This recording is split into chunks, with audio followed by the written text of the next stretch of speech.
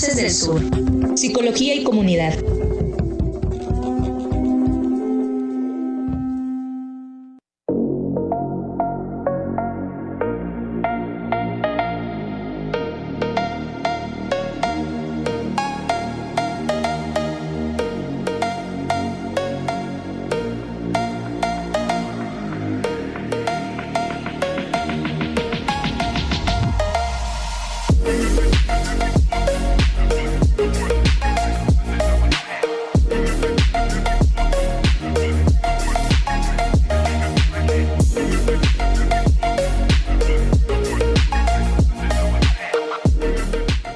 Muy buenas tardes, les saluda José Luis Roque frente a este micrófono y bueno, pues saludamos a todo nuestro equipo de Voces del Sur, Psicología y Comunidad, especialmente a la licenciada Lupita Moreno, gerente de esta emisora, producción Mario Coutinho y por supuesto nuestra operadora estrella Eloísa Aguilar, que ahora sí ya está con nosotros porque se tomó de vacaciones el programa pasado y bueno, pues nos da mucho gusto que esté usted con nosotros y sobre todo que nos permita acompañarle también, por supuesto, a nuestra querida Brenda Contreras, que es también pues parte del equipo y sobre todo es operadora de nuestro programa.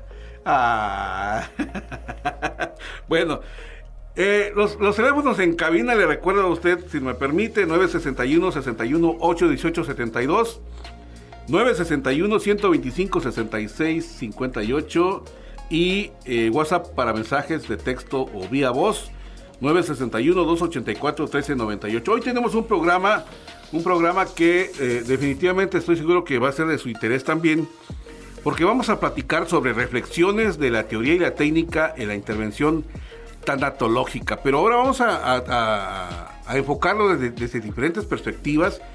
Esperemos que les sea de su completo agrado y que de alguna manera pueda usted utilizar los teléfonos también para enviar mensajes, comentarios, sugerencias o críticas, incluso también es válido. Así que tenemos como invitado el día de hoy al maestro René Muñoz Coutinho. Maestro, bienvenido, buenas tardes. Muy buenas tardes, maestro José Luis. La verdad es que es un privilegio y un placer estar compartiendo justamente algunas reflexiones en torno al tema de la tanatología. Muchas gracias. Fíjese usted que me llamó mucho la atención el hecho de que el maestro René de Jesús Muñoz Coutinho, lanzó una convocatoria para un seminario virtual, que si a usted le interesa vamos a preguntarle también al respecto, sobre reflexiones acerca de la teoría y la técnica en la intervención tanatológica. La verdad que es interesante porque regularmente, comentábamos hace breves instantes, que cuando se habla de tanatología, regularmente quienes imparten cursos o atienden pacientes o acompañan a familias, se fundamentan en una teoría o en dos máximo, que realmente pudiera no ser la adecuada, discúlpeme si levanto pluritos, para atender a la población mágica, ¿sí?, de creencias, de culturas diversas al origen de la teoría de Kübler-Ross, por ejemplo. Ahí vamos a dejar para que vayamos un poco adentrándonos a este tema, que la verdad estoy seguro que le puede llamar la atención si usted ha trabajado tanatología o le interesa el tema. Pues ahí están los números telefónicos, ya sea que usted pregunte y no sea yo quien vaya de alguna manera compartiendo la idea con nuestro invitado del día de hoy. Así que con su permiso vamos a escuchar el primer audio para que demos un poco la idea del tema que en esta tarde abordamos. Adelante, Eloísa.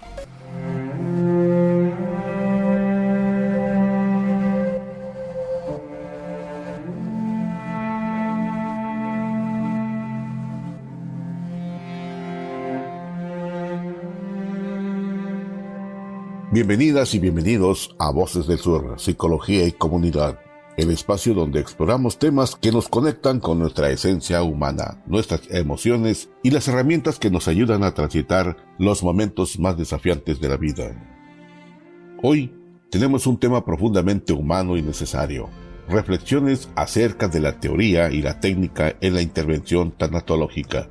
Una conversación que nos invita a explorar cómo los profesionales acompañan el proceso de duelo, el enfrentamiento con la pérdida y el significado de la vida misma desde una perspectiva teórica y práctica. Por ello, nos honra con su compañía René Muñoz Coutinho. Un experto con experiencia y sensibilidad nos ayudará a adentrarnos en los matices de este campo relevante. Quédense con nosotros porque este programa promete ser un espacio de aprendizaje, introspección y conexión. Comencemos entonces este viaje juntos, aquí en Voces del Sur, Psicología y Comunidad.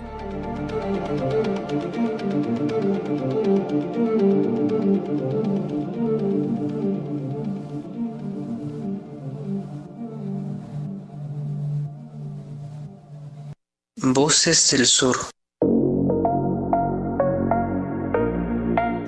Bueno, pues el tema de hoy es reflexiones acerca de la teoría y la técnica en la intervención tanatológica. Y para esto tenemos a nuestro invitado, el maestro René Muñoz Coutinho. Es importante mencionarle que el maestro René Muñoz Coutinho tiene ya más de una década en esta actividad.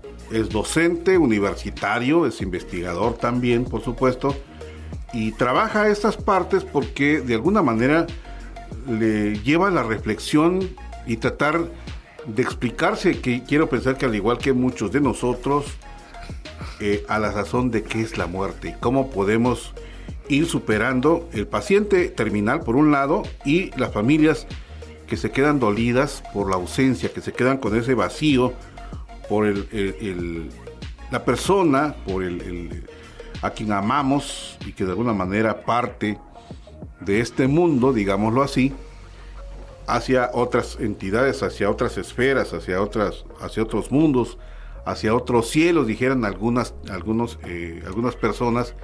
Y bueno, pues vamos a conocer un poco de quién es nuestro invitado, el maestro René Muñoz Coutinho. Adelante, Eloisa.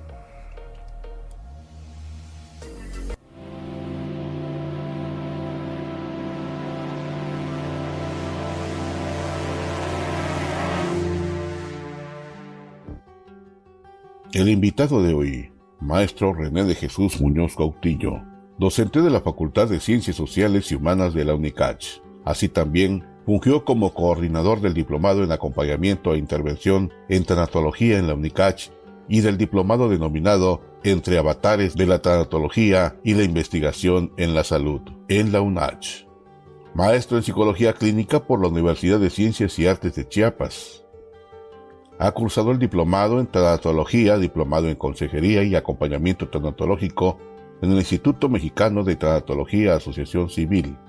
Asimismo, cursó la especialidad en tanatología humanista por el Sistema de Rehabilitación Infantil Teletón.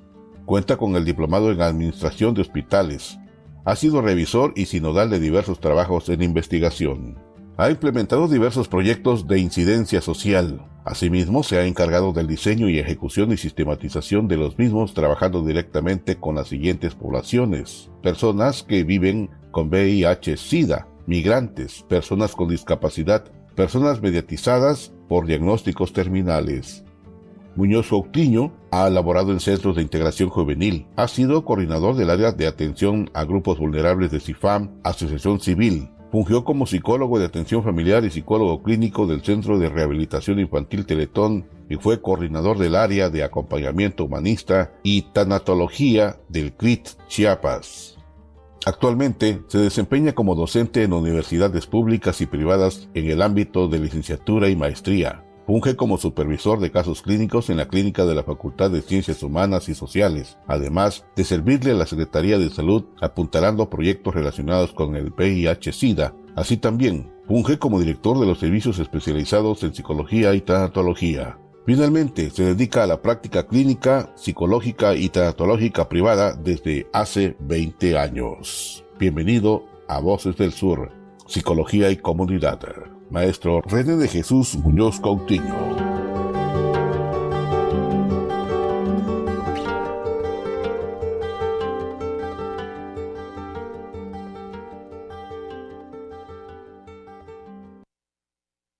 Voces del Sur.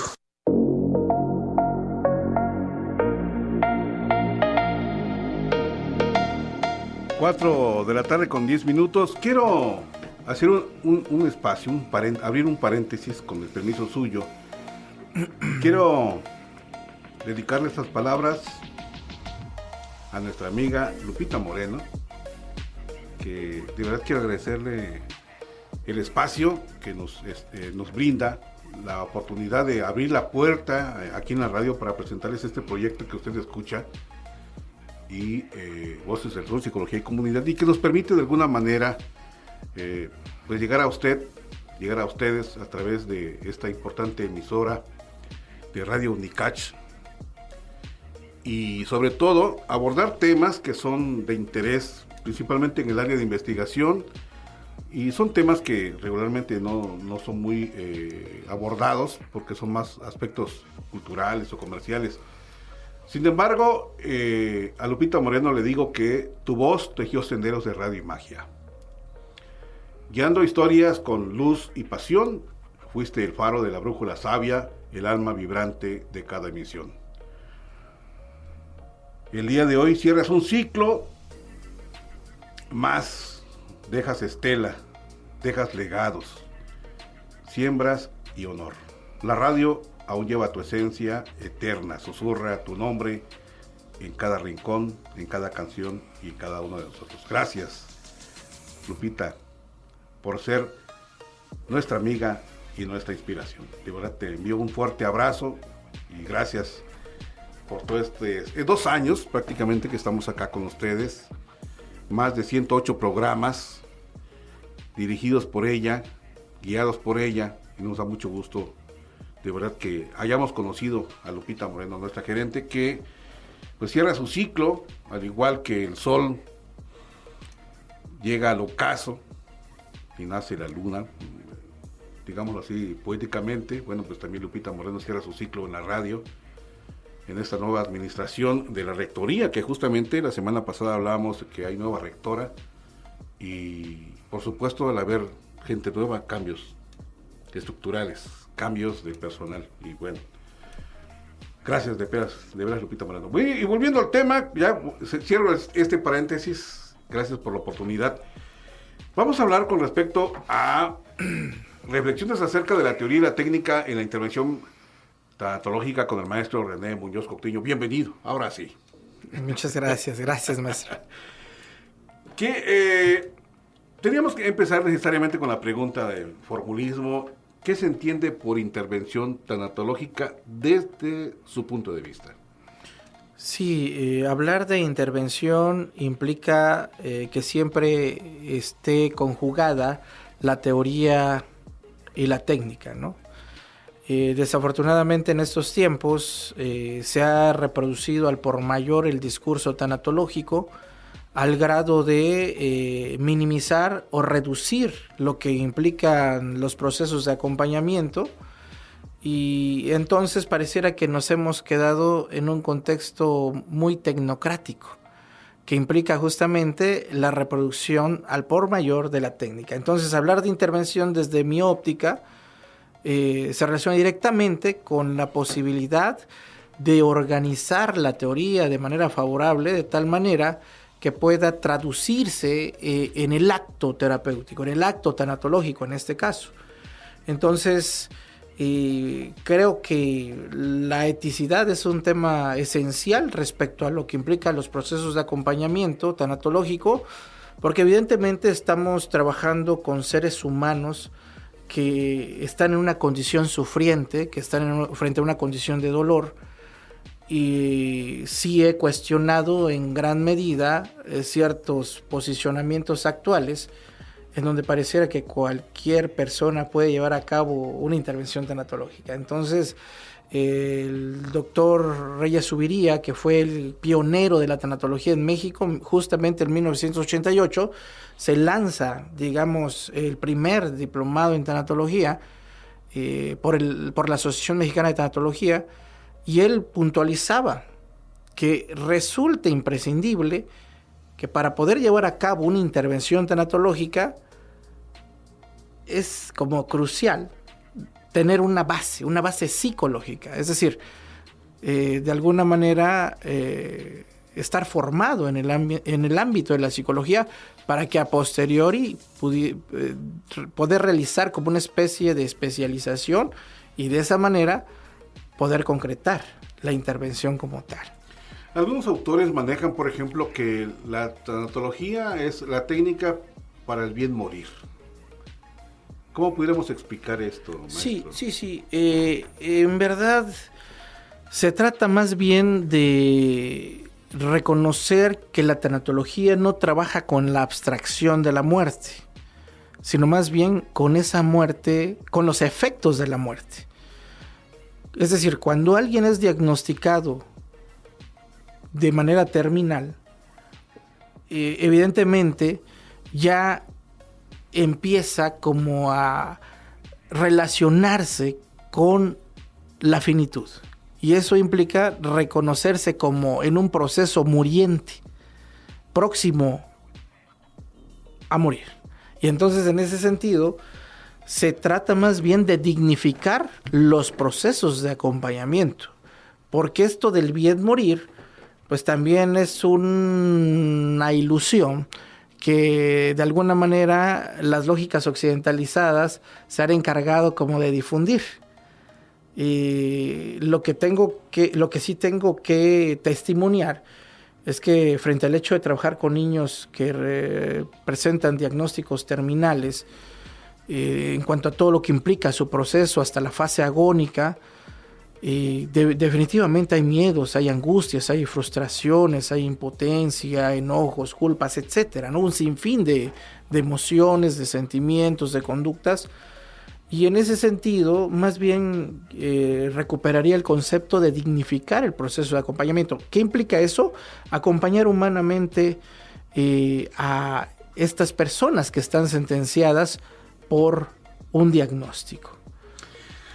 ¿Podría aplicarse, al hablar de estos procesos, estoy pensando en Kübler-Ross, por ejemplo, que habla de estas 5 etapas? Algunos hablan de 4, otros hablan de 5, por ejemplo, ¿no? De culpa, de duda, de aceptación, la parte final de la aceptación, ¿no? Pero que de alguna manera no son, en algunos pacientes terminales, no son en el mismo orden de manera ascendente o descendente, puede ser de manera súbita, ¿no? Sin embargo, hay personas que aplican la terapia tanatológica para los familiares, no solamente para el paciente terminal. ¿Se puede aplicar? Es decir, ¿tienen el mismo proceso emocional de reacción que el paciente está atravesando? Evidentemente no, ¿verdad? Porque finalmente, hay muchos autores a quienes citar. En este caso citaría a Marco Gómez Sancho, quien ha hablado justamente de lo que implica el hecho del encarnizamiento de la muerte. Es decir, en este momento pudiésemos pensar que estamos siempre en una trayectoria potencial hacia la muerte. Es decir, podemos morir en este momento. En cualquier instante. En cualquier instante. Sí, no hay que comprar la vida, digámoslo así, ¿no? Exactamente. Pero cuando llega el diagnóstico y ese diagnóstico se asocia directamente con un pronóstico desfavorable que implica llegar a la muerte, entonces digamos que ahí se empieza a experimentar una trayectoria real hacia mi propia muerte. Y entonces, pues se generan una serie de efectos psicológicos, ¿no? De culpa y arrepentimiento.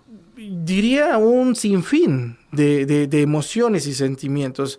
Y en ese sentido, aquí remarcaría el concepto de duelo.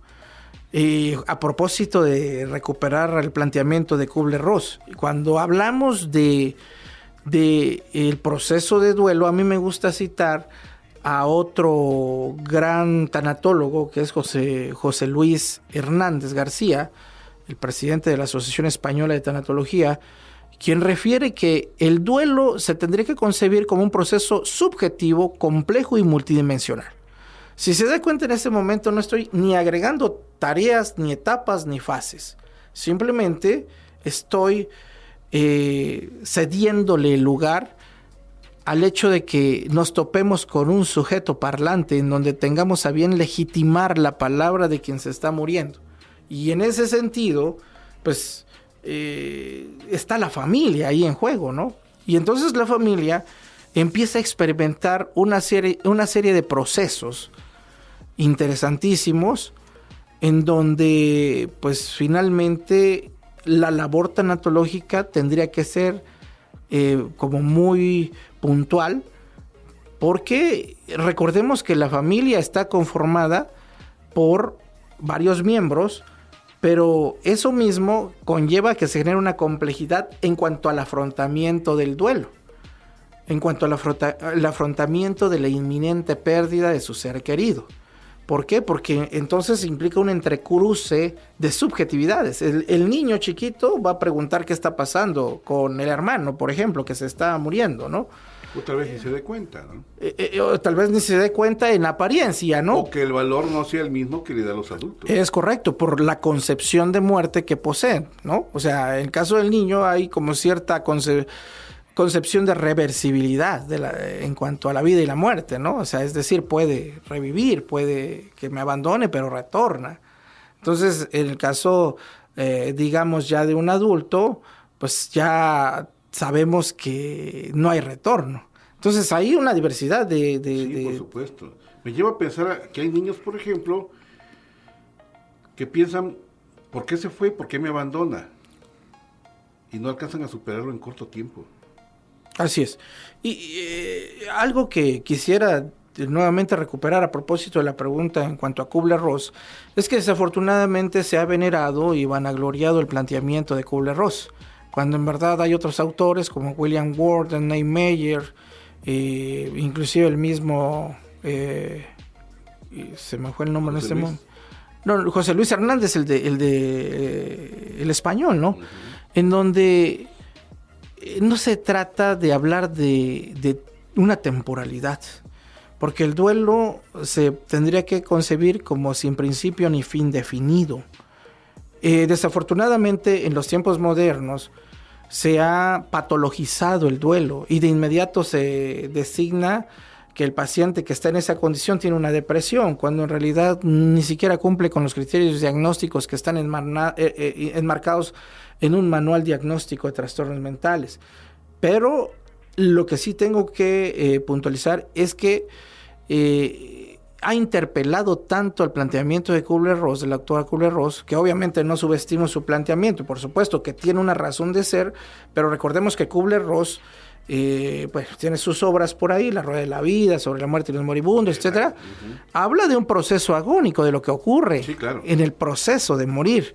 Y ahí pues nos precisa como ciertas etapas y la última es aceptación. Entonces muchos tanatólogos proceden a trabajar con las familias o los niños o con el paciente mismo con el objetivo de promover la aceptación de la enfermedad, cosa que no es una tarea sencilla. En mi caso prefiero hablar de adaptación a la enfermedad. Esa pudiera ser la... Y que las etapas no se cumplen realidad, ¿no? Cronológicamente, o sea... ¿Por qué hay personas que presentan esta situación de pérdida, de duelo como una situación de pérdidas, ahí lo dejemos, sin profundizarnos un poco más, pero el hecho de que pasan 15, 20 años y no alcanzan a superar la pérdida de ese ser, más cuando ese ser es único? Es decir, no me refiero a lo especial que pudiera significar, sino puede ser la única hija, X, ¿no? ¿Por qué hay gente que no alcanza a superar esta condición? Pues hay como muchos factores. Yo diría que en ocasiones hay una resistencia cultural al hecho de atreverse a hablar de eso que resulta insoportable. O sea, de ese dolor y de ese sufrimiento, que evidentemente tiene sus respectivas manifestaciones. Digamos que alguien que, han transcurrido 20 años, pues hay manifestaciones de diversas índoles, ¿no? Sí, por supuesto. Me atrevería a pensar en experimentación de enfermedades, algunas manifestaciones psicosomáticas inclusive, ¿no? Rasgos de tristeza profunda, culpas no elaboradas. O sea, hay una diversidad de factores que ahí se pueden incluir y que en ocasiones tiene que ver con esta parte de no querer tocar eso. ¿Por qué? Porque recordemos que estamos inmersos en una sociedad moderna que nos ha vendido la concepción de una felicidad absoluta, ¿no? De una felicidad que es como la gran aspiración. Y entonces no hay lugar para la muerte, no hay lugar para el sufrimiento. Hoy más que nunca en estos tiempos, desafortunadamente, hemos negado la muerte. Si usted recupera parte de los planteamientos relacionados con la salud mental, que es justamente la psicología quien empieza también a trabajar este asunto, pareciera que se genera una concepción de una felicidad absoluta, en donde se requieren de tratamientos que se concreten a corto plazo, es decir, estamos en época de la inmediatez. Correcto. Y entonces Bauman no se equivocó cuando planteaba este asunto de la resolución inmediata. Muchas personas se resisten a acudir a los procesos, y aquí subrayo procesos. No se trata de 2, 3 sesiones, esto es un proceso. Hay gente que, digamos, pacientes que están durante 1 año, 2 años en proceso. Entonces, no existe una receta mágica que conlleve a la resolución inmediata de algo que es tan insoportable. Estando trabajando en Teletón, recuerdo acompañar a una madre que ya iba por la 3ª pérdida de su hijo, es decir, sus 3 muertes. Entonces, los procesamientos de duelo son muy complejos. Sabemos que hay como una tipificación de duelos retardados, duelos congelados, duelos ambiguos, etcétera. Pero lo que sí tengo que precisar es que es como muy singular el asunto del afrontamiento, y que en ocasiones no se quiere tocar eso. ¿Por qué? Porque a veces acuden como con este imaginario social de deme un medicamento o presénteme la técnica más favorable para poder resolver mi dolor. O ver al psicólogo, o ver al terapeuta, o ver a esos llamados, ¿cómo les llaman? Bueno, que van acompañando a las personas, y ya con solo verlos ya se curaron, entre comillas, ¿no? Porque hablando de salud como curación. ¿Cuál sería la diferencia entre la intervención tanatológica y la intervención psicológica? Fíjese que aquí es una pregunta que me parece muy acertada. ¿Por qué?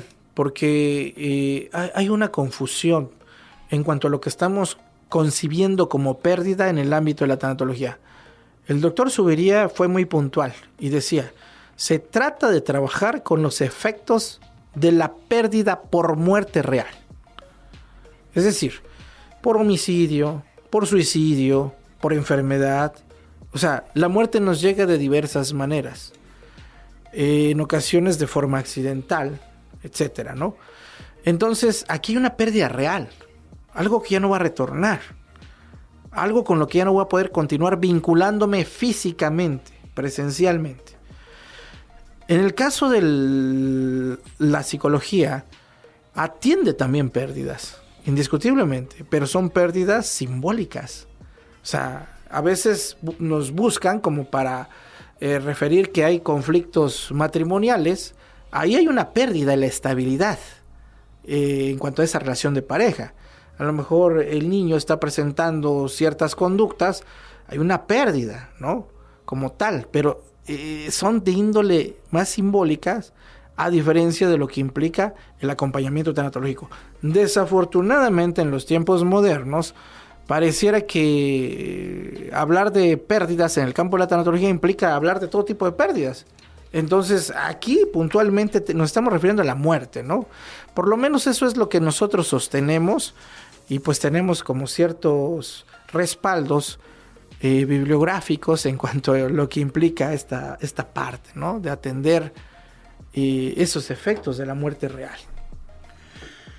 Estoy leyendo los mensajes, le envío saludos a la trabajadora social María del Socorro Beltrán. Gracias por el tema, dice. Nos está escuchando en Tuxtla Gutiérrez. Gracias. Bueno, si hablamos de técnicas, ¿qué técnicas pueden utilizarse para atender a personas? Por un lado, las personas en fase terminal, y por el otro lado, las familias. Hablando de estas pérdidas reales y las pérdidas simbólicas, ¿no?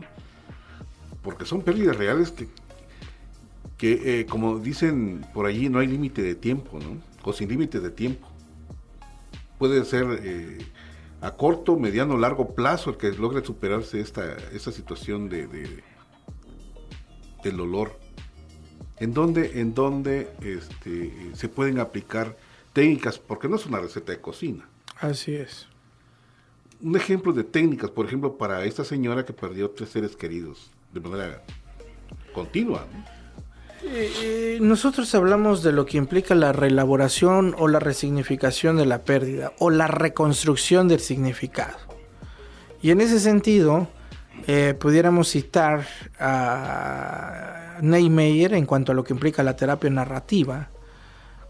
Pudiera citar el counseling psicodinámico o inclusive el análisis existencialista, que tiene que ver con la logoterapia. Y en ese sentido, por eso hace rato hacía la precisión de lo imprescindible de poder comprender los conceptos que emanan de la teoría, porque si los comprendemos, los organizamos, eso va a confluir en un buen acto o en una buena intervención, digámoslo de esa forma. Entonces, se trata de ir atendiendo a los pacientes, los deudos, desde la singularidad. Y entonces, digamos que decía Campion, un italiano que ha trabajado mucho en torno a la cuestión tanatológica, lo que él refería es que hacer tanatología implica sí activar la teoría que nos respalda, porque esa es la lente a través de la cual intervenimos, pero también implica hacer arte en el acto tanatológico, y eso significa que nos movemos en función del movimiento del otro, conforme se vaya presentando, digamos, el insumo del discurso del paciente, las herramientas con las que cuenta, etc. Por ejemplo, me correspondió atender a un padre que perdió a su hijo y era de la comunidad de Chanal, y quiero subrayar esta parte porque cuando me acerco a él, en esta parte de la visita domiciliaria que me correspondía llevar a cabo en Teletón, él me dice: yo quiero que me acompañe. ¿Y a dónde? Al Panteón, porque voy a ver a mi hijo y voy a darle unas vueltas al sepulcro. Me dice. Lo acompaño, recupera un pollo, ¿no?, vivo, y empieza a limpiar el sepulcro de su hijo, empieza a hablarle. Entonces lo que asumo es que de entrada hay un ritual, pero no es un ritual que yo le tenga que imponer al otro, sino que emana del otro. Digamos que al momento de percatarme de ello, solamente me encargo de facilitar el proceso ritual para que entonces vaya contribuyendo a su proceso de elaboración de esa pérdida. Entonces hay como muchas cosas que hacer al respecto. Esto me lleva a pensar que, con todo respeto lo digo, no por su presencia, sino por algunas personas, algunas ideas que puedan surgir ahí en esa condición de mitos y realidades, ¿no? Si hablamos de la tanatología, estaríamos pensando que la formación es más eurocentrista, ¿sí? Y ¿dónde queda esta parte de la descolonización, que a mí me llama mucho la atención en términos de la descolonización tanatológica? ¿De qué manera los enfoques tanatológicos actuales pueden ser influenciados por estas teorías occidentales? ¿Y dónde quedan, sí, pensando en Francia, pensando en España, nuestros ritos como mexicanos, como hispanoamericanos? Hablo de una gran franja de aquí de las zonas indígenas norteamericanas hacia abajo, hacia toda esta línea. ¿En dónde quedan todos estos pensamientos, todos estos ritos, los chamanes, las creencias? Porque mientras las ideas eurocentristas pudieran estar pensando en esta pérdida diferente a lo que el mexicano siente, a lo que el mexicano percibe, y esta inmediatez de querer curar, de querer sanar, de querer sacarse la idea de sufrimiento, creo que contraviene a todo este posicionamiento mágico, como el ejemplo de esta persona que usted acompañó de los pueblos originarios. Creo que sí tendremos que migrar a un tipo de pensamiento crítico, a una decolonización del conocimiento, a una no apropiación tan abruptamente de aquello que nos imponía Occidente. Y desde esta lógica, definitivamente, tenemos que atender parte de lo local, parte de los saberes ancestrales que prevalecen en nuestro contexto. Hace poco, ya estoy como en vísperas de ingresar al doctorado, estoy planteando justamente eso que ocurre entre en los intersticios de la psicología y el curanderismo, tzotzil. La cosmovisión. Porque hay una cosmovisión implicada de la cual tenemos mucho que aprender. Y en ese sentido, si no existe una decolonización del conocimiento, básicamente el profesional que está enfocado a este ámbito tanatológico está condenado a reproducir esos planteamientos que devienen de Occidente. Y eso evidentemente se relaciona con una forma de violencia. ¿A qué quiero llegar con esto? La verdad es que he cuestionado, aunque genere prurito, como decía hace rato, el hecho de que muchos tanatólogos presentan prescripciones hacia los pacientes y se asumen como en el lugar del saber absoluto. Ejercen como un gran poder frente al otro, subestimando, marginando su discurso, su cosmovisión cultural, que desde mi óptica, y me respalda Isa Fonegra de Jaramillo, una colombiana que también trabaja la cuestión tanatológica, en donde plantea que los rituales tienen que emanar desde la cosmovisión del doliente. Y cuando hablo de cosmovisión, sí me estoy refiriendo a justamente una subjetividad que ahí está en juego, pero también está conectada con la cosmovisión cultural. Si bien es cierto, la psicología es inexistente en los pueblos indígenas, ¿no? Por supuesto. Y entonces, en ese sentido, se trata de atender esos saberes como para incorporarlos. A mí me genera... también ha generado algo de prurito mi planteamiento, ¿no?, en cuanto al hecho de trabajar con curanderos, porque como un psicólogo quiere estudiar a los curanderos. Oye, pero si bien es cierto, gran parte de las comunidades, lejos de acudir con un psicólogo, acuden con un curandero o al chamán de su comunidad. Es correcto. En donde encuentran respuestas interesantes, ¿no?, frente a sus malestares. Pienso que, con todo respeto, esta formación teórica que de alguna manera abraza, cubre, permea al interesado, al especialista, creo que se queda corto ante estos aspectos que de alguna manera representan un desafío al que tienen que enfrentar y ver no solamente hacia el occidente, sino ver hacia el interior. Alguien dijera por allí en términos culturales que lo traemos en la sangre. Así es. Y que no se puede negar lo presente, lo que está constante y permanente. Sí. Y que los estudios no se han realizado hacia adentro, sino más hacia afuera. Y pareciera que se exporta lo ajeno a lo propio, ¿no? Esto significa un reto para la tanatología mexicana. Exacto, sí, es un gran reto, creo que es parte de esos desafíos que están en juego, el hecho de atrevernos a legitimar esos saberes ancestrales.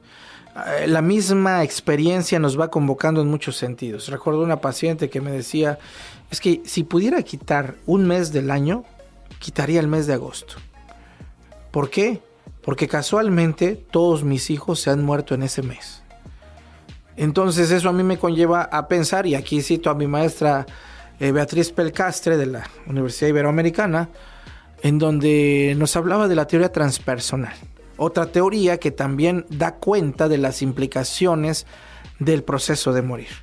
Y en ese sentido, ella refería que tenemos que aprender a escuchar, por ejemplo, a los médiums. Aquí propiamente no se habla de un medium, pero sí se habla de gente que tiene conexión con los espíritus. Y ustedes me van a decir que estoy un poco zafado, ¿no? Pero no, finalmente sabemos que en las comunidades, inclusive en el mismo contexto de lo urbano, existen ciertos agentes que son vehículos o fungen como vehículos hacia los espíritus, ¿no? Entonces eso me ha conllevado pues también a atender el Xulel, ¿no? En el sentido de que hay cuestiones que aprender respecto a ello. De hecho, hablando de estos elementos que usted refiere, me lleva a pensar al estudio que realizó un investigador de la UNAM, que por cierto desapareció, ¿no? Jacobo Grinberg, con relación a Pachita, porque Pachita, más que ayudar al buen morir o a la trascendencia espiritual, obtenía de este mundo mágico, de este mundo desconocido en algún momento determinado, órganos para sustituirlo y darle vida a pacientes, ¿no? Como que se contraponía y habría una ruptura ahí entre la vida y la muerte y daba vida de alguna manera, ¿no? Hasta que falleció, cumplió su ciclo de vida. Y en ese sentido, esa es la otra parte de la expresión tanatológica contraria al buen morir, digámoslo así, ¿no? A esa trascendencia en donde la persona tiene la esperanza de seguir viviendo. Pero no era para todos, era para quienes únicamente llegaban a este lugar donde esta señora realizaba sus trabajos y que de alguna manera se convertía como en una especie de medium porque aceptaba que no ella era la que realizaba estos ritos, sino Cuauhtémoc, ¿no? De alguna manera. Esto nos habla justamente de encontrar la respuesta hacia el interior y que de alguna manera considerar la relación de los rituales, ¿sí?, propios mexicanos con esta formación o esta línea o esta creencia occidental. Todos de alguna forma buscamos, decía Víctor Frank, una forma de sostenernos espiritualmente. No todos aceptamos la muerte, evidentemente, y ya ahí cito a estos occidentales como lo es Freud, cuando habla de que en efecto en la conciencia, frente a la conciencia humana, resulta insoportable el hecho de reconocer nuestra propia finitud. Y por eso entonces buscamos opciones para paliar ese sufrimiento, ese dolor o para prolongar nuestra vida.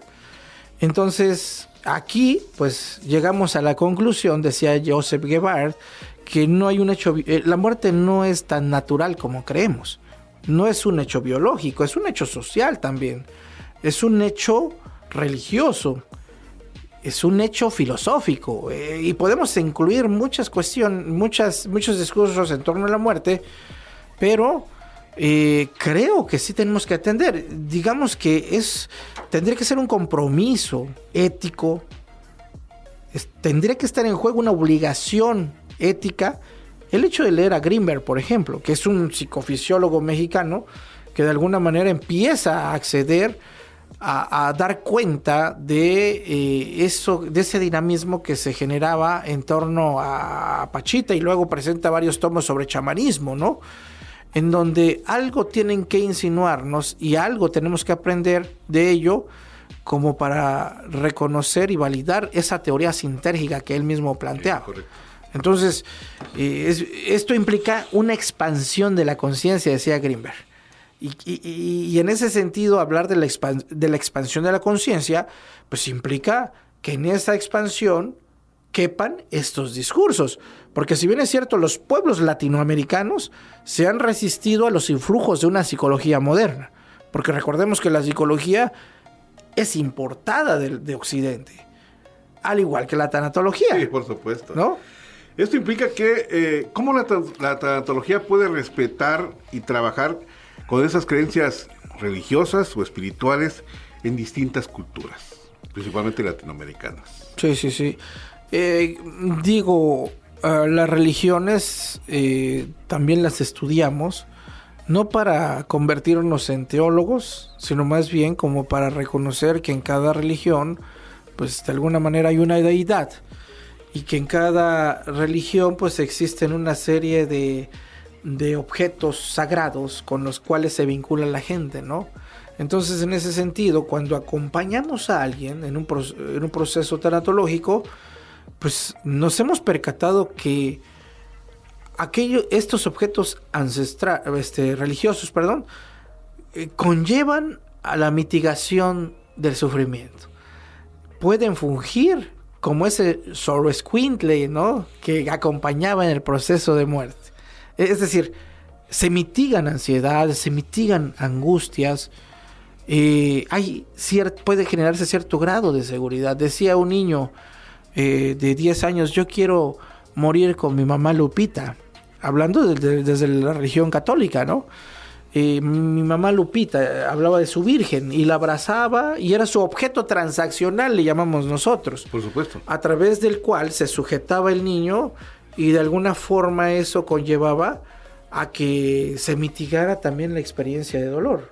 O sea, el dolor estaba, pero influía. Esa transición, ¿no? Así es. Perdón, doctor, perdón, maestro, ¿a qué dilemas éticos se entrecruzan o se enfrenta el tanatólogo ante estas circunstancias?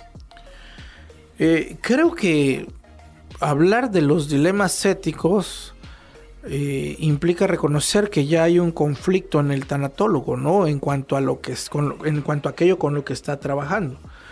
En ese sentido, creo que resulta medular el hecho de desarticular su propio sistema de creencias, porque finalmente sabemos que en esos procesos de acompañamiento no tendrían que contaminarse con lo que implica mi sistema de creencias, ¿no? Entonces, nos vamos a topar con una diversidad de rituales. Por ejemplo, en la ocasión pasada en el hospital pediátrico, trabajando con niños con cáncer, una mamá llevaba una Santa Muerte, por ejemplo. Pues ahí algunos profesionales de la salud pues les empiezan a angustiar, ¿no? O se encrispan, ¿no? Sí, por supuesto, ¿no? Simplemente se trata de respetar. Principio básico, el respeto a la creencia de los demás. Y en ese sentido, pues no tendría que generarse tantos dilemas éticos, ¿no? ¿Cómo manejan ese tipo de emociones? ¿Cuáles serían las sugerencias para manejar ese tipo de emociones que usted acaba de mencionar con el tanatólogo o los especialistas ligados a la muerte? Creo que de entrada es importante trabajar el proceso personal. Eso es elemental. ¿Por qué?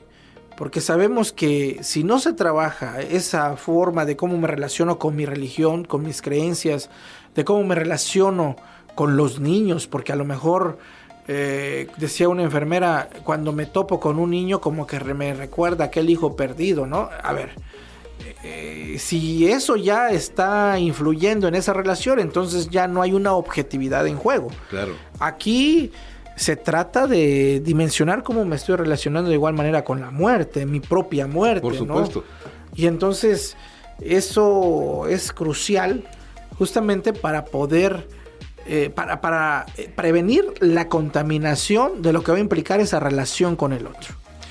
Maestro, el tiempo nos va ganando la batalla como regularmente sucede. Hay algo que no se puede tener, que es el tiempo, el espacio incluso. Usted va a llevar a cabo un seminario virtual titulado justamente como el programa de hoy, Reflexiones acerca de la teoría y la técnica en la intervención tanatológica. ¿Cuál es el objeto de ese seminario, maestro? Pues de entrada, el objetivo se relaciona directamente con la reflexión, en el sentido de contar con colegas que no solamente se apropien abruptamente de los conceptos, sino que se atrevan a reflexionarlos, a repensarlos y a readecuarlos en función del contexto en el que nos movemos. Una mirada más allá de lo que regularmente se acostumbra, ¿no? Así es. ¿Por qué? Porque el gran objetivo tiene que ver con el hecho de que si alguien se va a formar en cuanto a este asunto de lo tanatológico, que por lo menos desarrolle una conciencia y una obligación ética en los procesos de acompañamiento. ¿Y qué implica esto? Pues que reconozca que hay un ser sufriente ahí, una madre que perdió a 2 hijos y que no se va a resolver en 2-3 sesiones, como actualmente lo manejan muchos tanatólogos comerciales, lo voy a plantear de esa forma. Eso sí nos cuestiona en gran medida. La vez pasada me hablan de una funeraria, no voy a mencionar el nombre, pero me dicen, ¿sabe qué? necesitamos que lleve a cabo un ritual de despedida con unos padres que perdieron a un hijo. Ok, ¿cuánto tiempo llevan los padres de haber perdido al hijo? 1 semana. ¿Y qué quieren que haga? No, pues que lleve a cabo el ritual de despedida y eleve unos globos al cielo. Le digo, le agradezco mucho, pero yo no me presto a ese tipo de actos. ¿Por qué? Porque ahí justamente está lo antiético. Lo antiético implica lucrar con el dolor humano y nosotros no estamos en ese posicionamiento, porque sabemos que hay una condición sufriente en los implicados, ¿no? No es tan sencillo, por ejemplo, trabajar un duelo ambiguo, Claro. ¿no? Cuando, por ejemplo, perdieron a un ser amado y nunca ha aparecido, ¿no? Entonces...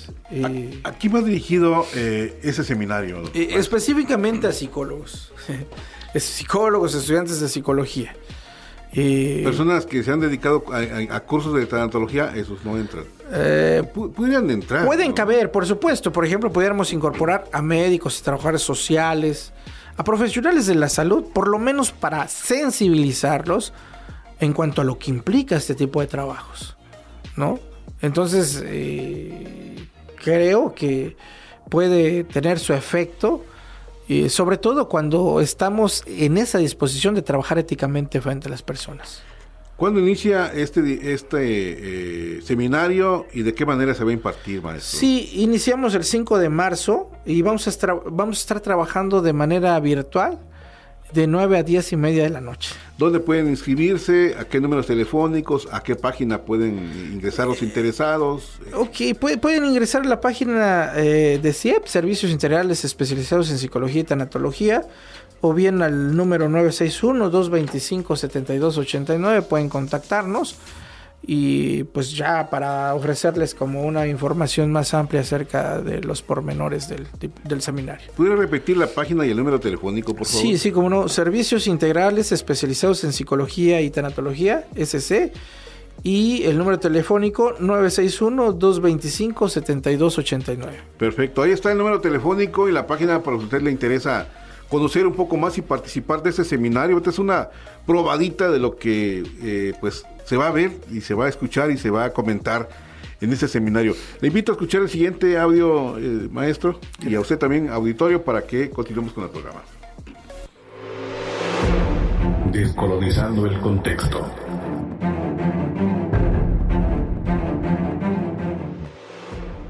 En el tejido profundo de nuestras historias, en la raíz misma de nuestras culturas originarias, el duelo y la muerte han sido concebidos como procesos sagrados, cargados de ritualidad, significado y comunidad.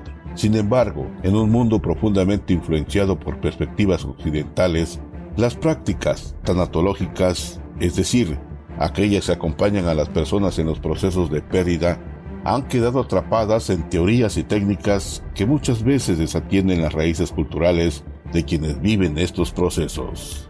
Hoy, desde una mirada descolonizadora, nos preguntamos, ¿qué tan útiles son estas herramientas cuando no dialogan con nuestra cosmovisión? ¿Qué significa abordar el duelo desde nuestras propias identidades, lenguas, tradiciones y espiritualidades? La tanatología, en su esencia, busca el acompañamiento compasivo y la búsqueda de sentido en medio del sufrimiento humano. Pero para que este acompañamiento sea verdaderamente eficaz en nuestras comunidades, es necesario que deje de imponer modelos foráneos y reconozca que cada cultura tiene su propio lenguaje para sanar, para llorar y para transformar el dolor en un acto de memoria y trascendencia. Los pueblos originarios, por ejemplo, no conciben la muerte como un fin absoluto, sino como una continuidad. Un tránsito hacia otra forma de existencia que se honra a través de rituales, cantos y ofrendas. Pero, ¿dónde queda esa riqueza cultural en los manuales tanatológicos que se enseñan en las universidades? ¿Dónde queda el espacio para la voz del abuelo, de la partera o del curandero, quienes por siglos han sostenido el duelo colectivo con su sabiduría? La descolonización de la teoría y la técnica en la intervención tanatológica no es un rechazo al conocimiento científico, sino un llamado urgente a integrarlo con los saberes ancestrales, a reconocer la pluralidad de los caminos hacia la sanación. es una invitación a construir una práctica tanatológica que no vea a las comunidades como objetos de intervención, sino como sujetos de saber y experiencia. Porque, en última instancia, el duelo no es un proceso individual, sino un acto profundamente colectivo. Reflexionar esta mirada no solo es un ejercicio académico, es un compromiso ético con la dignidad de nuestras culturas y con el derecho de cada pueblo a llorar y sanar en sus propios términos. Que este espacio en el programa de hoy haya sido una invitación a repensar, a cuestionar y a construir una tanatología que, en lugar de borrar nuestras raíces, las abrace y las nutra, porque en este abrazo también hay vida.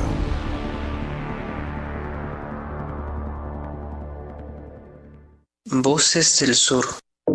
Pues un tema bastante interesante con nuestro invitado el día de hoy, pues el maestro René Muñoz Coutinho, pues que está en la mejor disposición de llevar a cabo un seminario el día 5 de marzo, inicia, ya escuchó usted, sobre el tema reflexiones acerca de la teoría y la técnica en la intervención tanatológica, que quiero pensar que, como su nombre lo indica, seminario, un semillero de este proceso reflexivo, y ojalá en esta pequeña chispa se convierte en llama, y esta llama se convierte en una hoguera para que vayamos reconstruyendo desde otra mirada la condición de la intervención tanatológica, no solamente desde la teoría, sino desde la técnica propia, y que se creen elementos propios de la localidad. ¿Algo más que desee usted comentar, maestro? Pues agradecer el espacio, ¿no? La verdad es que es siempre un privilegio compartir estas reflexiones. Y pues bueno, ahí quedamos a la orden. Muchas gracias. Pues ojalá el día... Pues ahí nos platican, ¿qué tiempo va a durar esta formación, este seminario? 3 meses. 3 meses. 4 meses, perdón, 4 meses. ¿Clases cómo van a ser? Semanalmente. Semanalmente. Sí. ¿Cuántas horas? 2 horas. 2 horas. De 9 a 11 de la noche. De 9 a 11 de la noche. Para aquellos que trabajan o tienen alguna otra actividad durante el día, pues pueden dedicarle 2 horas. Sábados.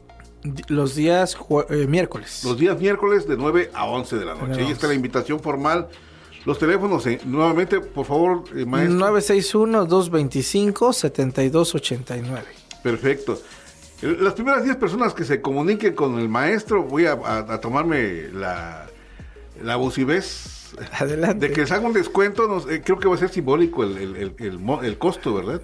Sí, así es. Es simbólico. Pues ya está, es simbólico y un descuento además, para que ustedes puedan inscribirse a este seminario titulado Reflexiones acerca de la teoría y la técnica en la intervención tanatológica, que va a realizarse a través de la online, ¿no? Online, vía online. Meet.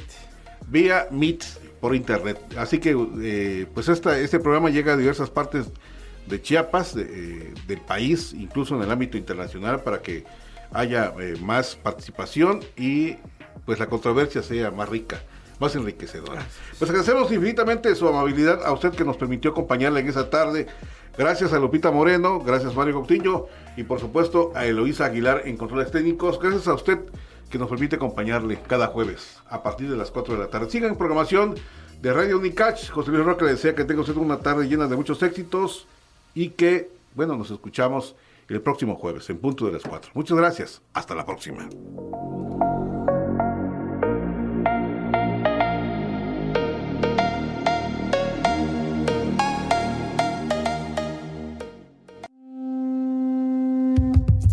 Voces del Sur, Psicología y Comunidad es una producción de la Facultad de Ciencias Humanas y Sociales en coordinación con la XHUCAH 102.5 FM, Unicach Radio.